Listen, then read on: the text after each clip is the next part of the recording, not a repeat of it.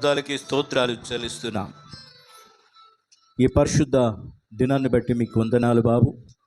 సర్వలోకము దీనిని మట్టలాదివారముగా మీ యొక్క యెరూషలేము ప్రవేశాన్ని అంత మాత్రమే కాదు, మా కొరకు మీరు మీ ప్రాణత్యాగం చేయడానికి సిద్ధపడుతున్నటువంటి సమయం కూడా నా తండ్రి మీకు వందనాలు సమర్పిస్తున్నాను. ఈ దినాన్న బాలుర యొక్క చంటి పిల్లల యొక్క స్తుతుల మీద ఆశీనుడవుతున్నటువంటి తండ్రి మీకు వందనాలు. ఈరోజు చిన్న పిల్లలందరూ కూడా అయా మా పేటంతా తిరిగి యేసురాజుకి జై, యేసుని నమ్మాలి, యేసుని రక్షకుడు, ఇలా మంచి మాటలు వారి నోటంబడి పలుకుతూ పిల్లలు తిరిగినప్పుడు ఎంతో సంతోషంగా ఉంది బాబు.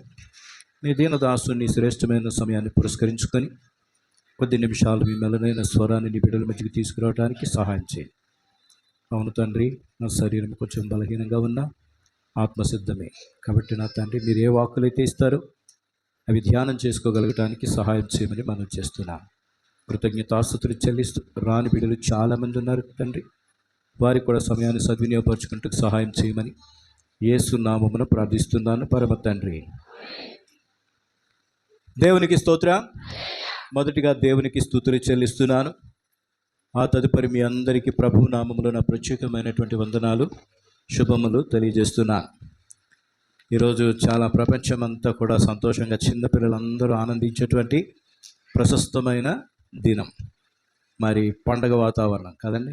ప్రతి ఆదివారం నాకు పండగే, ప్రతి ఆదివారం ఈ పండగ. ఈరోజు ఇంకా కొంచెం ఆనందం ఎక్కువ, ఎందుకంటే చిన్ని పిల్లలు ఇంతంత బుడతలు కూడా మరి అందరూ పెద్ద పిల్లలు ఇక్కడున్న మగ పిల్లలను చక్కగా నడిపించి దేవునికి స్తుతులు చెల్లించి వారి నోటంబడి చిన్న రక్షణ సందేశాన్ని ఇవ్వటానికి యేసు ప్రభుని నమ్మాలి, నీ పాపాలు పోవాలంటే యేసు ప్రభుని నమ్మాలి, అంగీకరించాలి, నీకు స్వస్థత కావాలంటే యేసయ్య దగ్గరికి ఇలా చెప్తున్నప్పుడు వాళ్ళకి ఇంకా వాళ్ళకి తెలియదు కానీ చెప్పాలంటే చెప్పారు.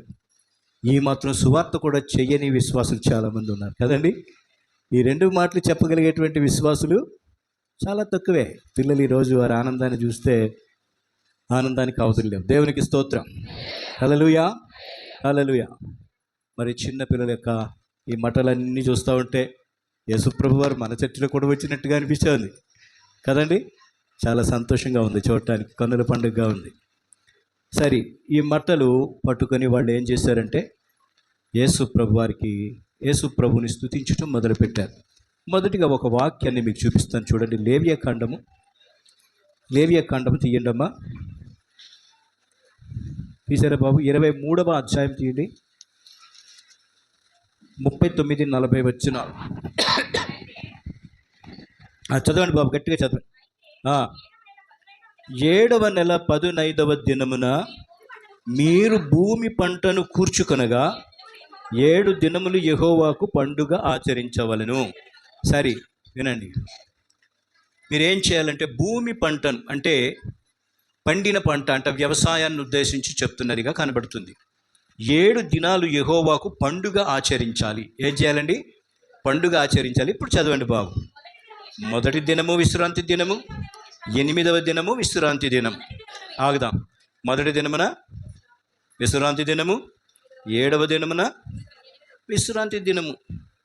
కాబట్టి దేవుని యొక్క పరిశుద్ధ సంఘముగా సమాజంగా కూడుకునే దినంలో దీనికి ఎక్కువ ప్రాధాన్యత ఇవ్వబడ్డది. రైట్. ఈ పండగలో 7 దినాల్లో ఎలాగెలాగా వారు ఈ భూమి పంటను దేవుని సన్నిధిలో ఆచరించారో చూద్దాం. మొదటి దినమున మీరు దబ్బ పండ్లను, ఈత మట్టలను, గొంజి చెట్ల కొమ్మలను, కాలువల యొద్ద నుండి నిరవంజి చెట్లను పట్టుకొని 7 దినములు మీ దేవుడైన యెహోవా సన్నిధిని ఉత్సహించవలెను కదమ్మా, ఉత్సహించుచుండవలెను. దేవునికి స్తోత్రం. ఏమేమి పట్టుకొని ఉత్సహించాలంటే 7 రోజులు ఏం చేయాలంట?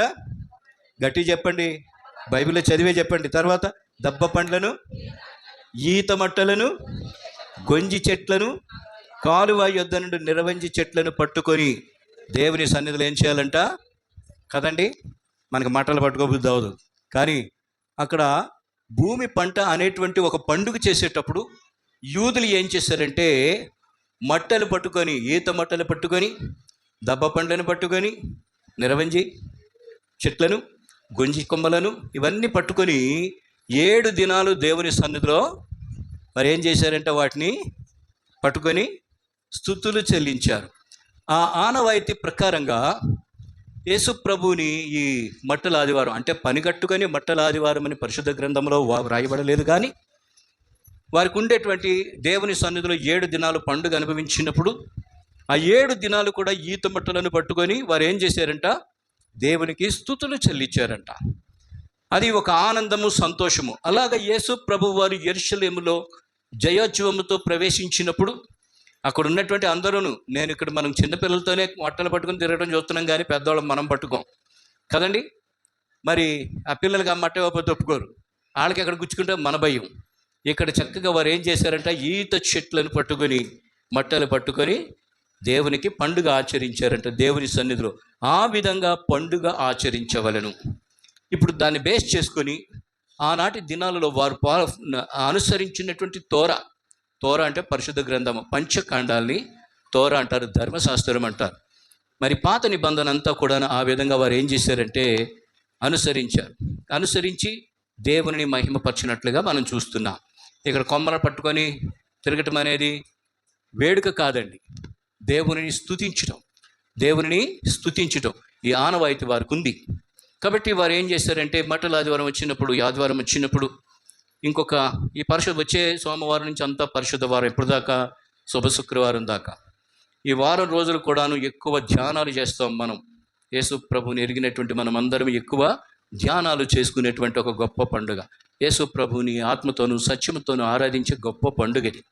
కాబట్టి వాళ్ళు ఏం చేశారు, యేసు ప్రభు వారు వచ్చేటప్పుడు ఇక్కడ జరిగిన విషయం ఇంచుమించు మీ అందరికీ తెలుసు. ఇదే మళ్ళా జ్ఞాపకం చేసుకోవాలి కదండి. యేసు ప్రభు వారు ఒకసారి ఏం చేశారంటే చూడండి, మత్తయి సువార్త 21లో మనకు కనబడుతుంది. వారు బేత్పగేకి వచ్చినప్పుడు వారికి ఏం చెప్పాడు తన శిష్యులకి, మీరు అక్కడ ఒక చోటకి వెళ్ళండి, గాడిద ఉంటుంది, గాడిద పిల్ల కూడా ఉంటుంది, కట్టబడినవి.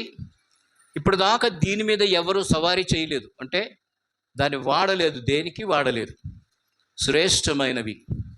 వాస్తవంగా గాడిద ఒక పవిత్రమైన జంతువు అయితే కాదు. ఎందుకు కాదంటే వాటి డెక్కలు చీల్చబడి ఉండవు.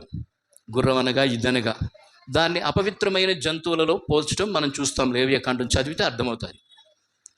కానీ బరువులు మోయటానికి ఆ దేశంలోనే కాదు, మన దేశంలో కూడా చాలామంది వాడేవారు. ఎక్కువగా ఈ బట్టలు ఉతికేటువంటి తెగకు చెందినటువంటి వారు రజకులు ఏం చేసేవారంటే సోదరులు మురికి బట్టలన్నీ వేసుకుని వెళ్ళి ఉతికేసి మళ్ళీ ఆరబెట్టి కొత్త బట్టలన్నీ దాని భుజం మీద, దాని వీపు మీద వేసి తీసుకుని వచ్చేవారు. అందుకే భారవాహికమైనటువంటి ఎవరు ముట్టనిది, ఎవరు ఎక్కనిది, ఇది అక్కడ కట్టబడి ఉన్నదంటే రెండును. గాడిద ఉందంట, గాడిద పిల్ల కూడా ఉందంట. సరే దేవుడు అన్నాడు శిష్యుల్ని పంపి, మీరు తీసుకుని రండి, ఎవరైనా అడ్డు పెడితే ప్రభువు కొరకు కావలను అని చెప్పండి, అంతే. అంతకంటే ఏం చెప్పదు. ఏం కావాలి, ప్రభువు కొరకు కావలనని చెప్పండి, అంతకు మించి ఏం చెప్పద్దు. తీసుకొచ్చేటప్పుడు అడిగారు కొంతమంది, దేనికి మీరు ఇప్పి పట్టుకెళ్తున్నారంటే ప్రభు తెమ్మన్నాడు, ఆయన కొరకు పట్టుకెళ్తున్నారంటే ఎవ్వరు మారుమాట మాట్లాడలేదు. ఇక్కడ గమనించాల్సింది, అక్కడ కట్టబడినటువంటి ఈ గాడిదలను ఏం చేశారంటే అప్పుడు దాకా వాడబడలేదు, దేనికి భారాలు మొయ్యలేదు, ఎవరిని ఎక్కించుకోలేదు. అక్కడ ఏం చేశారు, కట్లు విప్పి తీసుకొచ్చారంటే స్వేచ్ఛను దానికి ఇచ్చారు. నా ప్రియ బిడ్డలైనటువంటి మీకు ఈ సందర్భాన్ని బట్టి మనం ఒక విషయాన్ని గుర్తుపెట్టుకోవాలి. పాప బంధకములలోనూ, రోగములతోనూ, రకరకాలైనటువంటి సమస్యలతోనూ మన జీవితం ఒక్కోసారి ఆత్మీయ జీవితం కట్టి పడేసుకుంటూ ఉంటాం కదండి. వాటన్నిటినీ తెంచుకొని స్వేచ్ఛ, దేవుని సన్నిధిలో విడుదల కావాలి. అయ్యా నీ సన్నిధిలో నాకు విడుదల కావాలి తండ్రి, నేను కట్టబడిన నీ సమస్యలతో కట్టబడి ఉన్నాను, అనారోగ్యాలతో కట్టబడి ఉన్నాను, అవసరతలతో కట్టబడి ఉన్నాను, పాప బంధకములు కట్టబడి ఉన్నాను. ఇప్పుడు ఎన్ని విప్పాయి, నీ పాపముల నుంచి నిన్ను విడుదల చేయటానికి, నిన్ను ఏదైతే బంధకములను బంధించేస్తుందో వాటన్నిటి నుంచి విడుదల ఇవ్వటానికి దేవుడు రెడీగా ఉన్నాడు. ఇందులో మనం గమనించాలి, డెలివరెన్స్, విడుదల చేయటానికి దేవాది దేవుడు మన కొరకు ఉన్నారు. కాబట్టి నువ్వు ఈరోజు జ్ఞాపకం చేసుకో, మట్టల ఆదివారం అంటే మరొకసారి నీ ఆత్మీయ జీవితాన్ని దేవుని సన్నిధిలో ఒకసారి పరీక్షించుకో. ఇంకా నువ్వు ఏ సాధక బాధలతోని రక్షింపబడిన నీవు, ఒకవేళ తొట్టిల్తే మధ్యకాలంలో మాట్లాడుకున్నాం కదండి, తిరిగి నువ్వేం చేయాలి, దేవుని సన్నిధిలోకి రావాలి. అందరూ ఒకసారి రక్షింపబడ్డ తర్వాత కొంతమంది బలంగా ఉంటారు, కొంతమంది బలహీనంగా ఉంటారు, తొట్టిల్లుతారు. మరి తిరిగి వారు అటువంటి బిడ్డలు ఎవరైనా ఉంటే మనం ఏం చేయాలంటే తిరిగి ప్రభు దగ్గరికి రావాలి. అయ్యా, వీటి చేత నేను బంధింపబడ్డాను, సమస్యలతో బంధింపబడ్డాను, రోగాలతో బంధింపబడ్డాను, తిరిగి పాపాలతో బంధింపబడ్డాను, వీటన్నిటి నుంచి నా కట్లు విప్పు. యేసయ్య కూర్చుంటే చాలు, నువ్వు నా హృదయంలోకి వస్తే చాలు, నువ్వు నా హృదయంలోకి వస్తే అంతకన్నా గొప్ప భాగ్యం ఏదీ లేదు తండ్రి. ఆ గాడిద పిల్లని విప్పారు, ఆ గాడిదని విప్పారు, యేసయ్య దగ్గరికి తీసుకొచ్చారు. వాటి కట్లని విప్పి ఈరోజు ఆత్మ సంబంధమైనటువంటి ఆలోచనలో నీకు ఇటున్నటువంటి బలహీనతలన్నీ కూడా విప్పబడాలి. నా ప్రియబిడ్డలు, ఇవన్నీ కూడా విప్పబడి దేవుని సాన్నిధ్యానికి రావాలి. అప్పుడు అనుకున్నానయ్యా, మటలాదివారానికి ఇంత గొప్ప ఆధిక్యత ఇచ్చావు, అన్ని బంధించి బయటికి రావాలి కదండి. నాకు ఒకటి విడుదల, మొదటిగా నేను చదువుకున్నప్పుడు, నేను ధ్యానం చేసినప్పుడు మొదటిది విడుదల, అన్నిటిలో నుంచి విడుదల. రైట్, ఇప్పుడు గాడిద పాత్రను చూద్దాం. ఈ గాడిద పాత్ర ఏంటండి? నేను అనుకున్న ఉదయం సండే స్కూల్ పిల్లలకి చెప్పాను.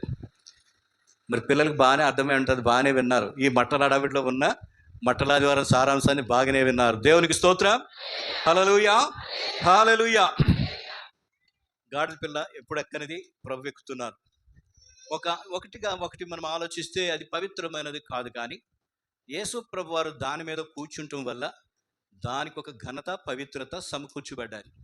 ఒక విధంగా నేను అనుకుంటున్నాను, పాపానికి సాదృశ్యంగా తీసుకున్నాం.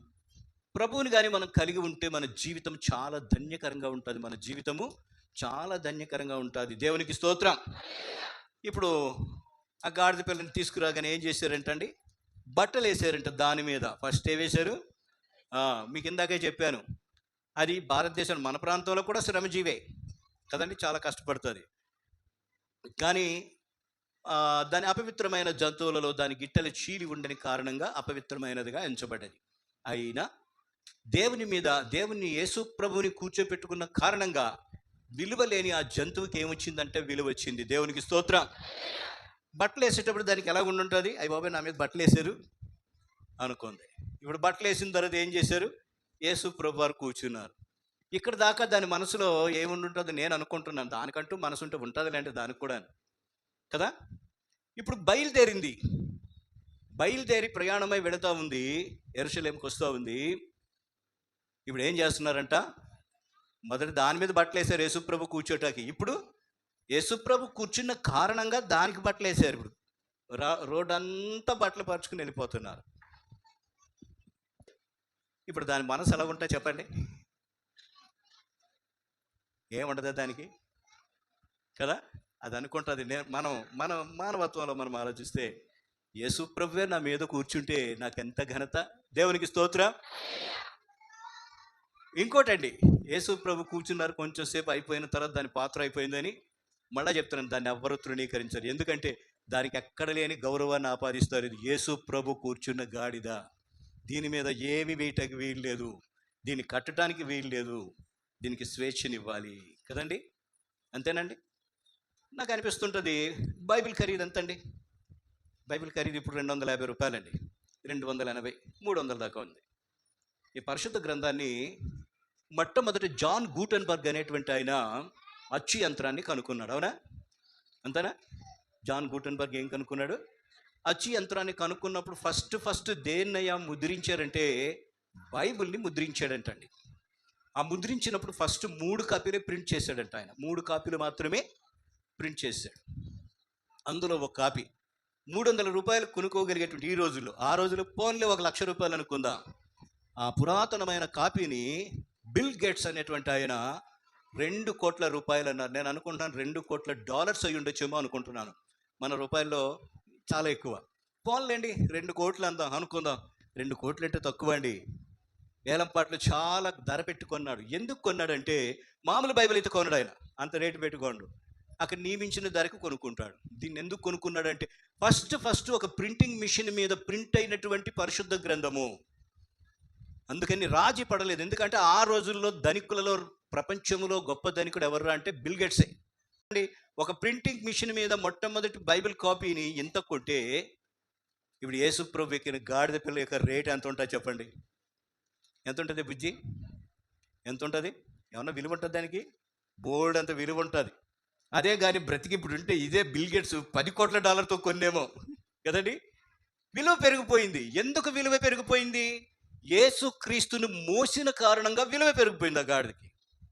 ఈరోజు మీకు మనవి చేస్తున్నాను, మట్టల ఆదివారాన్ని పురస్కరించుకొని నేను తెలియజేయాలనుకున్న మాట, నువ్వు కూడా నీ జీవితంలో యేసయ్యను మోయి, అప్పుడు నీ విలువ పెరుగుతుంది సమాజంలో, దేవునికి మహిమ కలుగుతుంది, నీ యొక్క విలువ పెరుగుతుంది కదండి. ఎక్కడున్న రెండు మాటలు ఈరోజు చిన్న పిల్లల నోటితో నువ్వు రక్షణ పొందాలంటే యేసుని అంగీకరించా, నువ్వు స్వస్థత పొందా, ఆ నోటికి అంతకంటే గొప్ప సువార్త ఏంటి చెప్పండి అమ్మా. మరి మన జీవితం ఒక అద్భుతమైన సువార్త అయి ఉండాలి. యేసు ప్రభువును మోసేటువంటి దేవుని బిడవై ఉండాలి. ఒకసారి నాకు ఒక చిన్న అనుభవం, అదేంటంటే నన్ను విశాఖపట్నం ఆహ్వానించారండి. నేను పిల్లలతో ఉన్న పిల్లలిద్దరు చిన్నోళ్ళు, పాస్టమ్ గారు నేను వెళ్ళినప్పుడు అదే రోజు ఒకే ఆదివారం 3 వర్తమానాలు చెప్పాను. మొదట ఆంధ్ర బ్యాప్టిస్ట్ చర్చ్లో చెప్పాను, అది ఓల్డ్ పోస్ట్ ఆఫీస్ దగ్గర ఉంటుందంట. చెప్పగానే రెండోది LMM CSI చర్చ్లో చెప్పాను. అక్కడ అందరూ ఏజీలో పనిచేసేటువంటి ప్రొఫెసర్సే. సరే నన్ను ఎవరు తీసుకెళ్లారంటే ఒక అయ్యగారు తీసుకెళ్లారు. ఆయన BHPV అనే పెద్ద కంపెనీ ఉందండి వైజాగ్లో, దాంట్లో సివిల్ ఇంజనీర్. ఆయన కారులో నన్ను నా కుటుంబాన్ని తీసుకెళ్తుంటే మామూలుగా వెళ్ళిపోయి నాకు టైం అయిపోతుంది. వాళ్ళు అన్నారు, క్యాసక్ అంగీ విప్పకండి పాస్టర్ గారు, మీరు అంగీతో అలాగ వచ్చేసేయండి అని. నేను అంతసేపు చూశాను, వాళ్ళు రాలేదని నా అంగీ ఇప్పేశాను. మళ్ళీ వెళ్ళాక అక్కడ వేసుకున్నాను అనుకోండి, వాళ్ళకి రూల్స్ ఉంటాయి కదా. అంగీ వేసుకుని నేను వెళ్ళేటప్పటికి మా పాస్టర్ గారు అబ్జర్వ్ చేస్తుంది సీరియస్గా, నాది బైబిల్ సూట్ కేస్. ఆయన పాపం అంత ఇంజనీర్ తీసుకున్నాడు. అక్కడికి తీసుకెళ్ళిన తర్వాత నన్ను రిసీవ్ చేసుకుంది ఎవరో తెలుసండి, అక్కడ మర్చిపోలేండి, ఆంధ్ర యూనివర్సిటీలో దాన్ని ఏం కోర్స్ ఎక్స్టెన్షన్, డిస్ట్రిక్ట్ ఎక్స్టెన్షన్, అదే దాని అగ్రిలో ఆయన డైరెక్టర్, దానికి డైరెక్టర్. ఆయన వచ్చారు, మంచి సూట్లో వచ్చి నన్ను ఎదుర్కొని లోపలికి తీసుకెళ్తే నాకు మతిపోతా ఉంది. నేనంతరా బాబు వీళ్ళ ముందు ఎంత ఘనతానా కానీ. తీసుకెళ్ళిన వెంటనే ఇలాగే టేబుల్ ఉంది, పుల్పెట్ ఆర్డర్ పెద్దది ఉంది, కూర్చున్నాను. కాఫీ ఆర్డర్ చేశారు. ఏగారంటే మన టైం ప్రకారంగా ఉంటాయి కదండి ఆరాధనలు, అందుకు కొంచెం సేపే మాట్లాడాను. భయభక్తుల గురించి మాట్లాడాను, ఇప్పటికీ నా బాగా గుర్తు. కిందకు వచ్చిన తర్వాత ఈ టేబుల్లో సగం కేక్ ఉందండి. 40 సంవత్సరాలు మరి ఒక వెడ్డింగ్ యానివర్సరీ చేసుకున్నారు. మేము అసలు ఎన్నిక లేని వాళ్ళు, అటువంటిది ఆ కేక్ కటింగ్ ఎవరితో చేయించారంటే మీ పాస్టమ్ గారితో చేయించారు. దేవునికి స్తోత్రం. సరే ఇంత నేను ఎందుకు చెప్తున్నానంటే, దేవుని ఎవరు మోస్తారో వారికి ఘనత ఉంటుందంటానికి ఒక సాదృశ్యం చెప్తున్నాను. అయిపోయిన తర్వాత ఆ రోజు సాయంకాలం మళ్ళీ నర్సెస్ కాన్ఫరెన్స్, నర్సెస్ మీటింగ్లో మాట్లాడాను. ప్రార్థన అయిపోయింది, నన్ను చాలా గనపరిచారు. ఆయన కారులో నన్ను ఇంటికి పంపినప్పుడు నేను అనుకున్నాను, నా ఊహ తప్పండి, చూసుకో ఎంత కష్టపడిపోతున్నాను అనుకున్నాను. ఏంటి నేను నా ఫీలింగ్ అనమాట. అప్పుడే 2 మెసేజ్లు అయిపోయినాయి, 3వ దానికి కూడా నేను సిద్ధపడాలి, ఫీల్ అయిపోతున్నాను ఏదో కష్టపడిపోయినట్టు. ఈ లోపల నాకు ఒక వాక్యం దేవుడు చూపిస్తూ ఉన్నాడండి. లిటరల్గా దేవుడు నన్ను చాలా గట్టిగా హెచ్చరించారు. చూడండి, 2 కొరింథీ పత్రిక 2వ అధ్యాయం తీయండి బాబు. 2 కొరింథీ పత్రిక 2వ అధ్యాయము అమ్మా 14వ వచనమంట చూడండి. మా ద్వారా ప్రతి స్థలమందును క్రీస్తును గూర్చిన జ్ఞానము యొక్క సువాసనను కనపరచుచు ఆయన యందు మమ్మును ఎల్లప్పుడూ విజయోత్సవముతో ఊరేగించుచున్న దేవునికి స్తోత్రం అన్నాడు. దేవునికి స్తోత్రం. అప్పుడు దేవుడి వాక్యం నా కళ్ళ ముందు పెడుతూ, ఊరేగిస్తున్నది నువ్వు కాదురా, నేనురా బాబు నిన్ను ఊరేగిస్తున్నాను అన్నాడు. ఏమన్నారు ప్రభు, నువ్వు నన్నేం ఊరేగించలా, నేనే నిన్ను ఊరేగిస్తున్నాను. విజయోత్సవముతో మమ్ములను ఊరేగించుచున్న దేవునికి స్తోత్రం. మీరు నమ్మండి నమ్మకపోండి, నేను భోజనమే చేయలేకపోయాను. ఈ మాట వచ్చిన తర్వాత కళ్ళం బట్టి నీళ్ళు అలాగొచ్చింది. ప్రభు నేను తప్పు చేశాను, నిన్ను నేను కలిగి ఉన్నాను కాబట్టి ఈ ఘనతను నాకు ఇచ్చావు బాబు, నిన్ను నేను కలిగి ఉన్నావు. ఈ గాడిద కంటే పెద్ద గొప్పని కాదు, నేను గాడిద కంటే గొప్పని ఏం కాదు అనుకుంటాను నేను. నువ్వు కాదురా నన్ను ఊరేగించింది, విజయోత్సవముతో నిన్ను ఊరేగించింది నేను కాబట్టి జాగ్రత్త సుమ. అప్పుడు అనిపించింది, ఇలా పెద్ద పెద్దోళ్ళ మధ్య మాట్లాడటం అంటే సామాన్యమైన విషయం కాదు. చాలా బాగా ఒక 20 నిమిషాలు చాలా మంచి విషయాలతో భక్తుల గురించి చెప్పాను. మంచి స్పందన వచ్చింది. అంతేకాదు దేవుని వాక్యం ప్రకటించడం వల్ల నేను దేవుని చేత ఊరేగింపబడుతున్నానన్న సత్యాన్ని అప్పుడు నేను గ్రహించాను. అప్పుడు నాకే ఇంత అనుభవం ఉంటే గాడిదకి ఇంక మాటలు రావు కాబట్టి ఆ గాడిదని ఇంక అందరూ ఏం చేస్తారు, ప్రశంసిస్తారు. ఇది యేసు ప్రభు ఎక్కినటువంటి గాడిద, దాన్ని గౌరవించడం మొదలు పెడతారు కదండి. మంచి మ్యాథ్ వేయడం మొదలు పెడతారు, మంచి చక్కగా చూసుకుంటారు. అది మరణించే వరకు దానికి ఒక పేరు ప్రతిష్టలు ఉండిపోతాయి. ఇలాగా కొన్ని కొన్ని అద్భుతాలు జరుగుతూ ఉంటాయి. జపాన్ దేశంలో ఒక్కొక్క 30 సంవత్సరాలు తన యజమానితో తిరిగేదటండి. స్టేషన్కి వెళ్ళేదంట, వచ్చేదంట. ఆఖరికి యజమాని చచ్చిపోతే అది అలాగ బెంగ పెట్టుకుని చచ్చిపోతే ఆ స్టేషన్లో దాని విగ్రహాన్ని పెట్టారంట. అరే ఎంత ఇవన్నీ తలుచుకుంటే ఎంత తమాషగా ఉంది. ఒకటి మాత్రం మనం చేస్తున్నాను, కట్లు విప్పబడాలి, దేవునిని నువ్వు ఘనంగా హెచ్చించాలి, ఆయన చేత నువ్వు హెచ్చింపబడాలి. అది దేవునికి స్తోత్రం. కాబట్టి నా ప్రియమైనటువంటి దేవుని బిడ్డలారా, మట్టల ఆదివారం గురించి నేను ధ్యానం చేసినప్పుడు లేవియా కాండంలో ప్రభువే సెలవిచ్చాడు, మీరు ఎలాగ చేయండి. దబ్బ పండ్లతోనూ, ఈత మట్టలతోనూ, గుంజి కొమ్మలతోనూ అలాగా యేసు ప్రభుకి వేస్తూ ఉన్నారు. మొదటిగా ఇందులో మనం జ్ఞాపకం చేసుకోవాల్సిన విషయం ఏంటంటే, అక్కడికి వచ్చిన తర్వాత యేసు ప్రభు గాడిద మీద ఎక్కడం వల్ల గాడిదకు విలువ కలిగినట్లు యేసు ప్రభు నీ రక్షకునిగా నువ్వు స్వీకరిస్తే నీ జీవితంలో నిజంగా నువ్వు ధన్యుడవు, ధన్యురాలవు. దేవునికి స్తోత్రం. ఇంక రెండో పని ఏం చేశారు చెప్పండి? రెండో పని ఏం చేశారు ఆయన? ఇప్పుడు దేవాలయాన్ని శుభ్రం చేయటం మొదలుపెట్టారు. రెండో పని ఏంటి? దేవాలయాన్ని శుభ్రం చేయటం మొదలుపెట్టారు. చదవండి, ఎక్కడుంది ఆ వాక్యం? 12వ వచనం చదవండి, 21:12.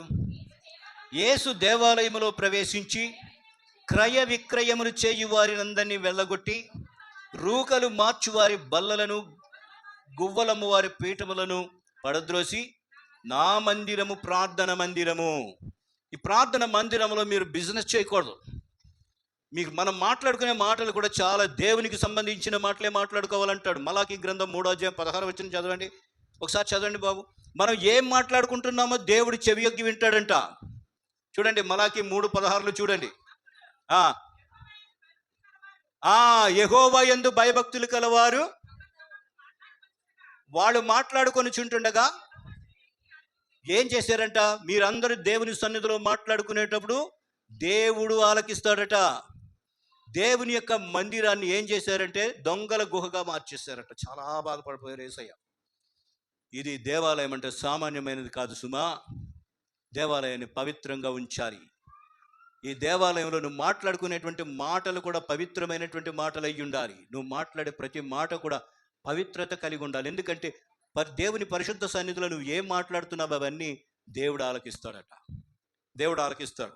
ఇక్కడికి వచ్చాక పిచ్చాపాటి మాటలు అసలు మనం మాట్లాడకూడదు. దేవుని యొక్క సన్నిధిలో దేవునికి సంబంధించిన ఊసులు మనం చక్కగా మాట్లాడుకోవాలి. ఎంత గొప్ప దేవాలయానికి వచ్చేటప్పుడు జాగ్రత్తగా ఉండాలి. దేవునికి స్తోత్రం. ఇక్కడ నా గృహాన్ని మీరు ఏం చేస్తున్నారు? దొంగల గుహగా మరచేశారు. ఇప్పుడు శుద్ధి చేస్తున్నాడు దేవుడు. నువ్వు ఆరాధించే స్థలము పరిశుద్ధమైనదై ఉండాలి. నువ్వు ఆరాధించే స్థలం ఎటువంటిదై ఉండాలి? పరిశుద్ధమైనటువంటిదై ఉండాలి. చూడండి, నిన్న మొన్న మీకు చెప్పాను. నిర్గమకాండం 25వ అధ్యాయం తీయండి బాబు. తీయండి, గబగబా తీయండి. 25వ అధ్యాయం 8వ వచనం చదవండి. నేను వారిలో నివసించున్నట్లు, నిర్గమకాండం 25:8 తల్లి. నేను వారిలో నివసించున్నట్లు వారు నాకు ఏమై ఉండాలి? పరిశుద్ధ స్థలాన్ని నిర్మించుకోవాలి. ఇది పరిశుద్ధ స్థలము. అటువంటి పరిశుద్ధ స్థలాన్ని ఏం చేశాడంట? పాడు చేసేసారంట. కోపం వచ్చేసి వాళ్ళందరినీ దేవుడు ఏం చేశాడు? బయటికి తరిమేయటం మనం చూస్తున్నాం. కాబట్టి ఈ పరిశుద్ధ స్థలంలో నివసించాలి, మనము పరిశుద్ధంగా ఉంచాలంట. ఇంకొక మాట కూడా చెప్పాను, స్థలం మాత్రమే కాదు, నీ శరీరమే దేవుని యొక్క దేవాలయం. నీ శరీరమే దేవుని యొక్క దేవాలయం. అటువంటిప్పుడు ఆ దేవాలయం అన్నప్పుడు ఆ దేవాలయాన్ని ఇంకెంత పరిశుద్ధంగా ఉంచాలి? ఈ పరిశుద్ధ స్థలానికి వచ్చేటప్పుడు దేహం అనే నీ దేవాలయం ఇంకా పరిశుద్ధంగా ఉండాలి. ఇందులో ఏముంటుందంటే పరిశుద్ధాత్మ దేవుడు నీ హృదయంలో, నీ ఆత్మ పరిశుద్ధాత్మ దేవుడు నీలో వసిస్తాడంట, నీలో జీవిస్తాడంట. కాబట్టి పవిత్రంగా ఉండాలి, నువ్వు పరిశుద్ధత కలిగి ఉండాలి. దైవ సన్నిధిలో దేవునికి మహిమకరంగా నువ్వు ఉండాలి. నీ మాటలన్నీ కూడా దేవునికి ప్రీతికరంగా ఉండాలి. మర్చిపోదు సుమా, నీ నిర్లక్ష్య వైఖరి దేవుడేమి ఇష్టపడ్డాడు. ఆయన కార్యాలు నిర్లక్ష్యం చేయకూడదంట. అప్పుడు మనం శాపగ్రస్తులం అవుతామంట. ఎక్కడుందా వాక్యం చెప్పండి? కాదు, ఇర్మియా గ్రంథం 48:10 చదవండి. ఇర్మియా గ్రంథం 48:10. దేవునికి స్తోత్రం, హల్లెలూయా. కాబట్టి ప్రభు అక్కడ వారికి వార్నింగ్ ఇచ్చారు. నా మందిరము ప్రార్థన మందిరం అనబడును. రెండవది, ప్రార్థన మందిరానికి ఎక్కువ ప్రాధాన్యత ఇచ్చినట్లు మనం చూడగలం. మొదటిది విడుదల, రెండవది దైవ సన్నిధి, మూడోది ఏంటంటే అక్కడ స్వస్థతలు కూడా చేశారండి దేవుడు. దాని దగ్గరికి వెళ్ళకముందే చూద్దాం. తీసారా? ఇర్మియా గ్రంథం 48:10 చదవండి బాబు. యెహోవా కార్యములు అశ్రద్ధగా చేయువాడు ఏమవుతాడంట? శాపగ్రస్తుడవుతాడంట. దేవుని కార్యాలు శ్రద్ధగా చేయాలి. చెయ్యకపోతే అశ్రద్ధ మనం కలిగి ఉంటే మనమేం మేలు పొందమని చెప్తా ఉన్నాడు. ఇంకొక చిన్న మాటని మీకు చెప్తాను. యెషయా గ్రంథం 56వ అధ్యాయం, గబగబా తీయండమ్మా, 2-3 వచనాలు చెప్తా. యెషయా గ్రంథం 56వ అధ్యాయము చూడండి, 6-7 వచనాలు చదువుకుందాం బాబు, గట్టిగా చదవాలే.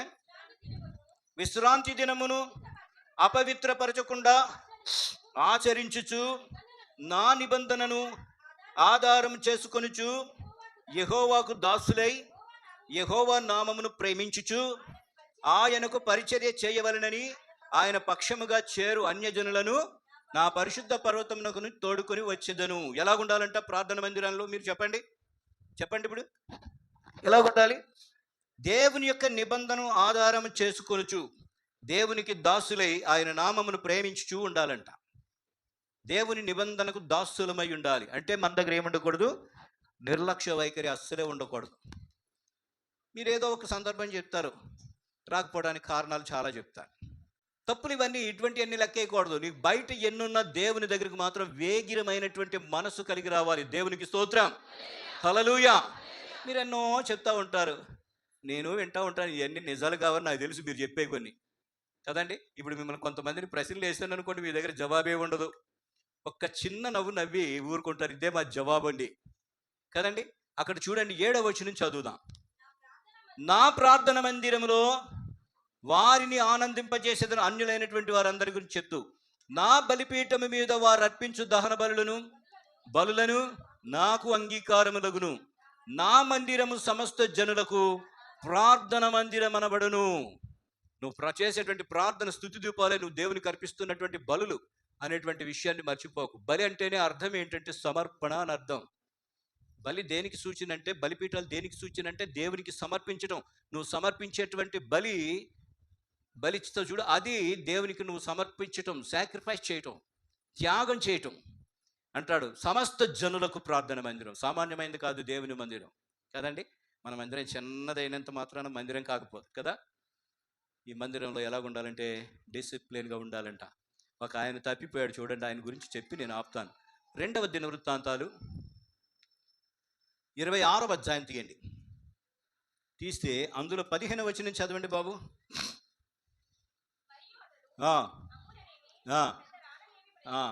యుద్ధానికి కావలసిన సామగ్రి అంతా సమకూర్చుకునే భాగ్యము ఉజ్జియా అనేటువంటి రాజుకి లభించింది. ఉజ్జియా అనేటువంటి రాజుకి ఆయన ఏమేమి సేకరించాడో యుద్ధానికి అన్నీ రాయబడ్డాయి. చదవండి. ఉపాయశాలులు కల్పించిన యంత్రములను యెరూషలేములో చేయించి దుర్గములలోను బురుజులలోను ఉంచెను.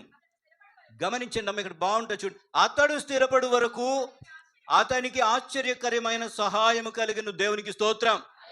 దేవుని దగ్గర బాగున్నంతసేపు ఈ ఉజ్జియా అనేటువంటి రాజు చాలా బాగున్నాడంట. అతడు స్థిరపడు వరకు అతనికి అతడికి ఏం కలిగిందంట? ఆశ్చర్యకరమైన సహాయం కలిగిందంట. అద్భుతం కదండి. స్థిరపడు వరకు, స్థిరపడ్డ తర్వాత కొంతమంది తొట్టిల్లిపోతారు. అలా తొట్టిల్లిపోయిందో ఈ ఉజ్జియా ఒకడు. అక్కడ అంటున్నాడు అతడు స్థిరపడు వరకు. మనం స్థిరపడకుండానే చాలా తొట్టిల్లిపోతూ ఉంటాం. నువ్వు బాగుండాలి అంటే దేవుని సన్నిధిలో భయభక్తులు కలిగి ఉండాలి. నువ్వు ఎప్పుడున్నావో అప్పుడు నువ్వు స్థిరపడు వరకు అతనికి ఆశ్చర్యం అంట. ఆశ్చర్యం, ఆయన స్థిరపడటం అనేది అదొక అద్భుతం అంట. అతడు స్థిరపడు వరకు అతనికి ఆశ్చర్యకరమైన సహాయం కలిగిందంటండి. సామాన్యమైన విషయం కాదు. ఇంత మేలు దేవుని దగ్గర పొందాడు. మంచి మిలిటరీ ఫోర్స్ ఉన్నటువంటి వాడటండి. స్థిరపడ్డాడు. ఆశ్చర్యంగా సహాయాలు వచ్చినాయి దేవుని దగ్గర నుంచి, అన్ని సహాయాలు వచ్చినాయి. నా బిడ్డలు మీకు మనవి చేస్తున్న మాట చదివినప్పుడు నాకు చాలా సంతోషం కలిగింది. నిన్ను కూడా దేవుడు ఆశ్చర్యంగా స్థిరపరచడానికి ఆయన సహాయం చేస్తూనే ఉంటాడు. అది నువ్వు పొందే వరకు దేవుని దగ్గర పొందిన తర్వాత కూడా ఉండాలి. పొందిన తర్వాత తొట్టిల్లాడు కాబట్టి కష్టకాలం కొని తెచ్చుకున్నాడు ఈయన. నా బిడ్డలు మీరు దీవించబడినప్పుడు చాలా సంతోషం కదండి. ఆ దీవెనని అందంగా జీవితంలో అనుభవించడం నేర్చుకోండి. ఆ దీవెనని అందంగా అనుభవించండి. దేవుని యందు భయభక్తులు కలిగి మిమ్మల్ని మీరు తగ్గించుకుంటూ దేవుని సన్నిధిలో మీరు అంత దీన స్థితిలో ఉంటే అంత దేవుడు మిమ్మల్ని దీవిస్తాడు. స్థిరపరచబడ్డాడంట. ఆశ్చర్యంగా సహాయం చేయబడ్డది. ఆయన అంటాడు అతని కీర్తి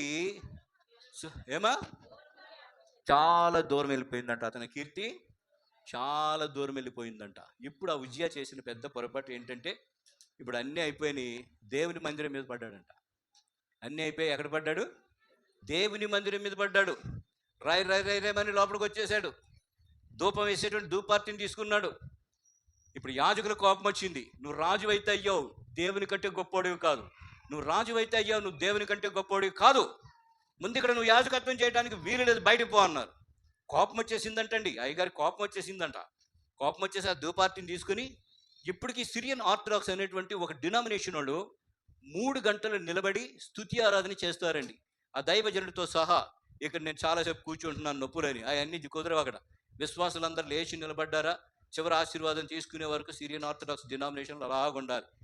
ఇక్కడ రాజుగారు తీసుకున్నారు, ఉజ్జియా గారు. యాజకులు వదిలేదు, రాజు కాదని భయపడలేదు, కోపడి తిరగబడ్డారంటండి. నువ్వు ఇక్కడ పని చేయడానికి వీలేదు, గెట్ అవుట్, ఇది నీ పని కాదు, యాజకులు మేము ఏర్పరచబడ్డాం, మేము చేస్తాం, నువ్వు కుదురుగా రాజు అయితే రాజులాగుండు. కోపం వచ్చేసిందంట ఆయనకి. వీళ్ళు దబాయించారంట, బయటికి మొత్తానికి ఈడ్చేశారు.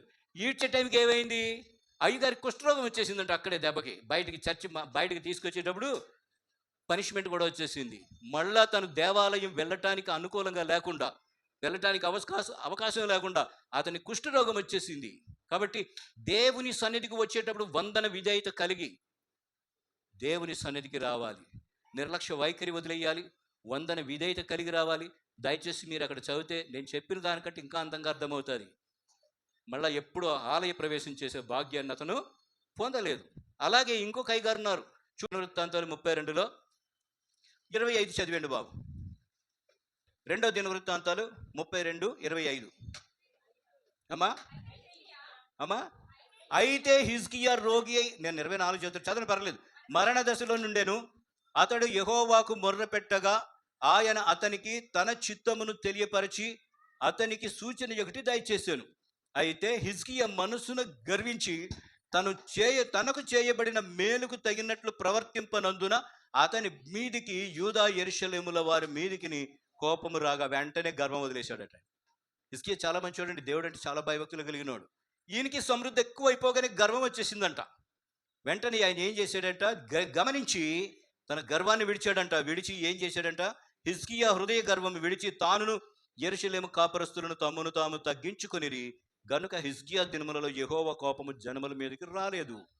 ఎప్పుడైతే దేవుడు నా మీద కోపపడ్డాడో, నేను చేసింది తప్పయిందో గమనించినటువంటి హిజ్కియా ఏం చేశాడంట, తన జనులను తిరిగి దేవుని సన్నిధిలో సరిచేయబడ్డారు. దేవునికి స్తోత్రం. కాబట్టి మందిరం యొక్క విలువను అక్కడ యేసు ప్రభు వారు చూపించారు. అందుకోసం ఇంకా చాలా ఉన్నాయి. ఆ మందిరపు విలువను మీకు తెలియజేస్తున్నా. ఆ మందిరం యొక్క ఆ గొప్పతనం ఏంటో యేసు ప్రభు ఏం చేశారు, అన్ని పడగొట్టేశారు. ఇది దొంగల గుహగా చేస్తున్నారు వాళ్ళు. ప్రధాన యాజకులు, ఆయనతో ఉండే ముఠా అంతా కూడా వ్యాపార ధోరణియే, అంతా సంపాదించుకుందామని. నో, ప్రధాన యాజకుడికి ఏమి ఇవ్వాలో దేవునికి తెలుసండి. కక్కుర్తి పట్టం దేనికి, అందరి దగ్గర నుంచి అక్కడ వ్యాపారం చేసుకుంటానికి ఏ ట్యాక్సులు, లేకపోతే ఏ రకరకాలైనటువంటివి, ఇటువంటివన్నీ కలెక్ట్ చేశారు. అది యేసు ప్రభు వారు మందిరం యొక్క గొప్పతనాన్ని, నా మందిరము సమస్త జనువులకు ఏ మందిరం అవ్వాలని కోరుకుంటున్నాడు దేవుడు, ప్రార్థన మందిరం. నా ప్రియ బిడ్డలు, మనవి చేస్తున్నాను, నెంబర్ 1, కట్టబడినటువంటి కట్లు నువ్వు తెంపబడాలి. అది నీ సమస్యలు అవ్వచ్చు, శోధనలు అవ్వచ్చు, వ్యాధులు అవ్వచ్చు, రోగాలు అవ్వచ్చు, భయంకరమైన ఏమన్నా అవ్వచ్చు. ఆఖరికి నీ ఆత్మీయ జీవితం కూడా భ్రష్టుపడి ఉండొచ్చు. పాపాల చేత బిగించబడ్డావా, దా ప్రభు అంటున్నాను, నీ కట్లు నేను విప్పేస్తాను. నిన్ను బంధకముల నుంచి నీకు విడుదలిచ్చేటువంటి దేవుణ్ణి, గాడిదకి ఇచ్చిన దేవుడు మనకు ఇవ్వడండి, ఇస్తాడు. ఈ మట్టల ఆదివారంలో నీలో ఒక ప్రత్యేకమైన మార్పు రావాలి. ఒక హిజ్కియా గారిలాగా నువ్వు ఉండాలి, దేవునికి మహిమకరంగా ఉండాలి. మందిరానికి వచ్చాక గౌరవించండి మందిరాన్ని. పరిశుద్ధ స్థలం నాకు ఇయ్యి అన్నాడు. ఇంకా కొరింథీ పత్రిక పౌలు గారు అంటారు, పరిశుద్ధ స్థలం ఏదో కాదురా బాబు, నువ్వే. పరిశుద్ధ స్థలం ఏదో కాదు, నువ్వే. దేవునికి స్తోత్రం. ఎందుకంటే నీ శరీరం నీది కాదు. ఒకసారి ప్రభువు నువ్వు రక్షకునిగా అంగీకరించాక అది నువ్వు విలువ పెట్టి కొనబడినటువంటి వాడివి. కాబట్టి దీనితో నువ్వు దేవుని మహిమపరచాలి. మట్టల ఆదివారంలో నువ్వు చేసుకోవాల్సిన మంచి తీర్మానం, నీ హృదయాన్ని పవిత్రపరచుకుంటే దేవుని మందిరాన్ని పవిత్రపరిచినట్లే కదండి. దేవునితో పరిశుద్ధత కలిగి జీవించాలి. నేను మీ మధ్య వసించున్నట్లు మీరు ఆరాధించు స్థలము పరిశుద్ధమైనదిగా ఉండాలి. కాదు పౌలు భక్తుడు అంటాడు, నీ శరీరమే దేవుడిచ్చాడు, విలువ పెట్టి కొనబడిన వారు. నీ శరీరం మీద నీకు మీదట ఏం లేదు, రైట్స్ లేవు, దేవునిది ఇది. ఈ శరీరం ఎవరిదండి? 1 కొరింథీ పత్రిక 6వ అధ్యాయం 19వ వచనం. ఇక్కడ ఏం చదవకండి, ఇంటికి వెళ్ళి చదువుకోండి. ప్రార్థన చేద్దాం.